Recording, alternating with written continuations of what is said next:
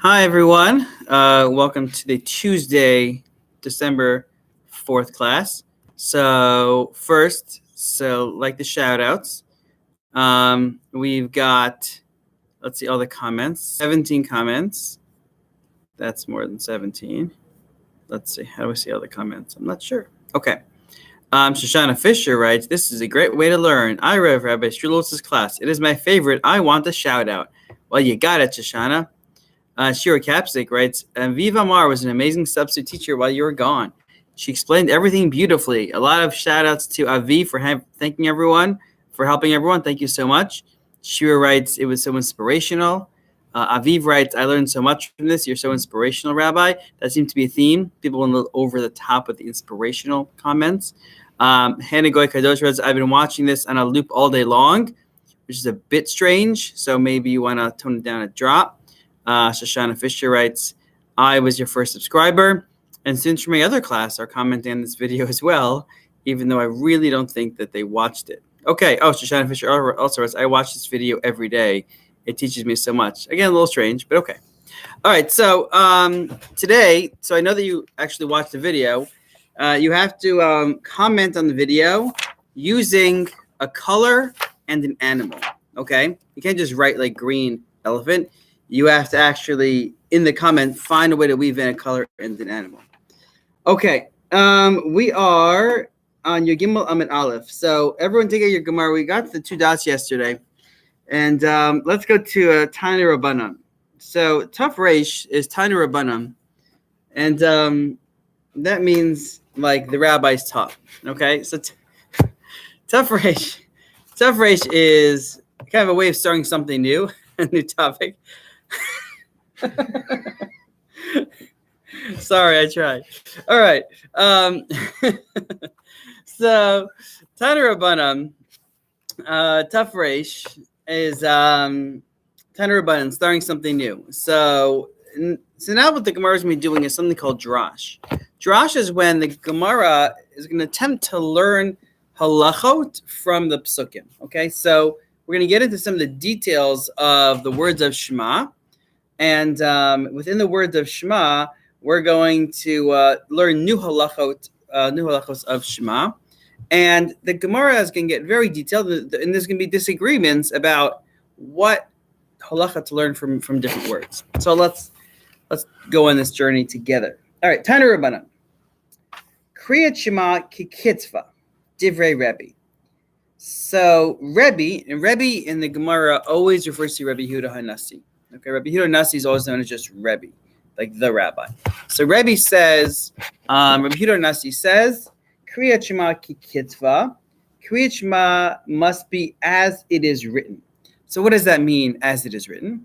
So if you look at Rashi, ki kitzva means belashon hakodesh, which means in the holy language, meaning Hebrew. So according to Rabbi Yehuda Nasi, you have to say Shema in Hebrew, or you do not fulfill the mitzvah. So according to Rabbi Yehuda Nasi, if someone doesn't know Hebrew or chooses to read it in English because they understand it better, it doesn't work. You do not fulfill the mitzvah. In order to fulfill the mitzvah, you need to read it in Lashon HaKodesh exactly as it is written in the Torah. Okay. V'chachamim omrim b'kol lashon. But the Chachamim disagree. And the Chachamim say that you can say Shema in any language. You say, so if someone says Shema in English, then they fulfill the mitzvah. So the assumption is it's the language you understand, and we'll see when we do the Mishnah Brewer. He talks about that. It has to be the language you understand. So, if I would read Shema in French, I didn't fulfill the mitzvah because it's not in Hebrew, and I don't know what in the word I'm saying. So how does that help anybody? It doesn't. So therefore, it can be in any language, assuming you understand that language. So here we have a machloket. According to Rabbi Yehuda Nasi, Shema must be said in Hebrew, in Lashon HaKodesh, Kikitva. And the Chachamim say, B'kol Lashon, in any language. So right now we've only given 2 halachic opinions. But whenever we have a halachic disagreement like this, they're not just making it up. There's a reason for their disagreement. Where's it coming from?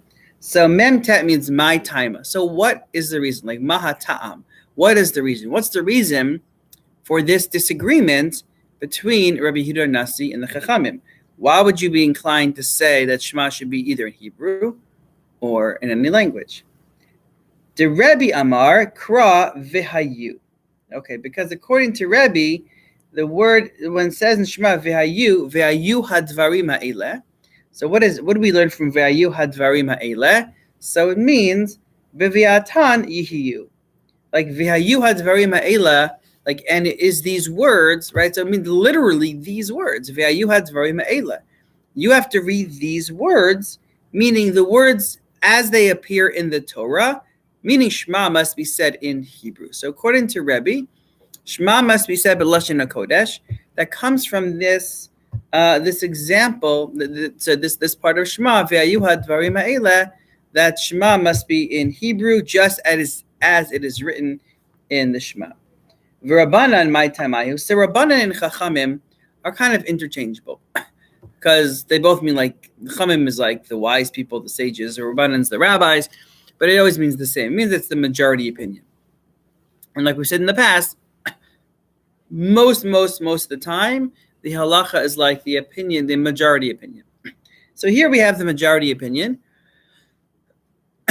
We say, Rabbanan my tamayu. So according to the Rabbanan, what's the reason? Right? What's the reason for?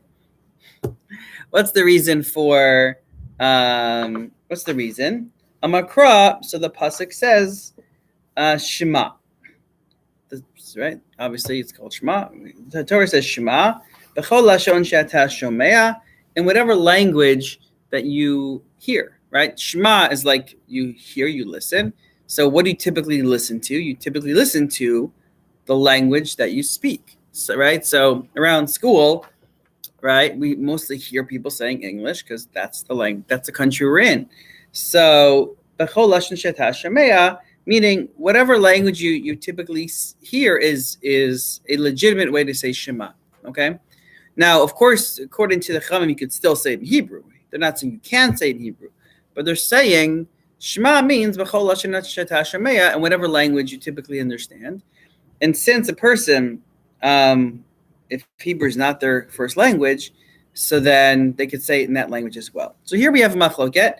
Again, it's all based on psukim. So there's very little logic involved. Sometimes a machloket will be based on logic, but sometimes it's just based on how they read the psukim. And this is kind of the idea of drash. This is how they learn halacha from the Torah. So the Rebbe takes the word vihayu and says, oh, vihayu hadvarim ha'eleh must be in these words. Therefore, we see Shema must be said in Hebrew. But the Chachamim take from the word Shema that no, it's whatever language you're used to listening to, that's a legitimate way to do the mitzvah of Shema. Okay. So now the Gemara is going to go down the following road. If you're going to tell me that there is a particular way of reading a pasuk, okay? So let's say Rebbe learns from Vihayu that you can say that Shema must be said in Hebrew. So he must disagree with the way the Chachamim read the word Shema, right? Because the word Shema, right? Because the Chachamim learn from the word Shema, you can say it in any language. So obviously, the Rebbe disagrees because if he read the word Shema the same way, he'd have to agree that Shema must be said in any language. So obviously, now we have to understand how did the Chachamim understand the word Vihayu, and how did Rebbe understand the word Shema? Or what did they do with the other ones? Proof the other ones pasuk. So the Gemara says, Rebbe Nami haktiv Shema. But Rebbe Nami means also. Rebbe Nami, but for Rebbe as well, haktiv Shema. The Torah says Shema, right? It's not like Rebbe doesn't have the word Shema. All these students are waving to me through the Beit Midrash. That was Eden and Ayelet.